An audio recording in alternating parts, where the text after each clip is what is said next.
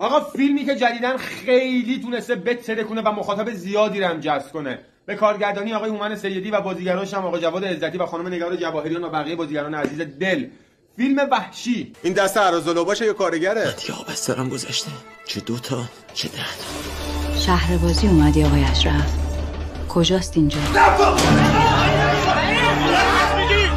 یه فیلمی بر اساس واقعیت که به نظرم ارزش دیدن رو داره، که میشه گفت اول بدبختی این بازیگرایی که توی این فیلم دارن بازی میکنن مثل جواد عزتی از جایی شروع شد که یه حرفایی رو زد به 2 تا بچه که نباید میزد. یعنی چی؟ یعنی جلوی بچه‌ها هر حرفی رو نزنید. شغل بازجویی؟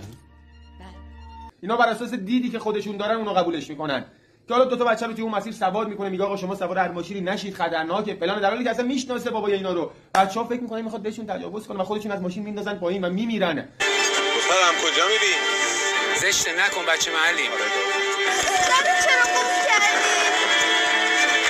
تو با درد چیکار داری؟ و جواد عزتی هم وقتی میبینه دختر مرده و پسر نیمه جونه، حالا پسر بعداً توی بیمارستان میمیره و جواد عزتی از این خوشحاله که حالا نگه مثلا خوشحال باشه از اینکه کسی متوجه نشده باعثش خودشه، حالا یه پیرمرد متوجه میشه و میاد بهش میگه آره تو باید اون زمین تو بزنی به اسم نوام تا من به کسی چیزی نگم.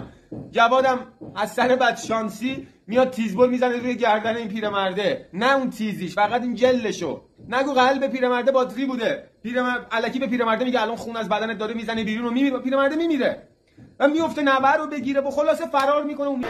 به خدا من هیچ کاری باهاش نداشتم. براش مواد می‌بردی؟ بیا باهات حرف بزنم. میخواد بره آبادان و پلیسا فکر کنن دیگه بگیرنش.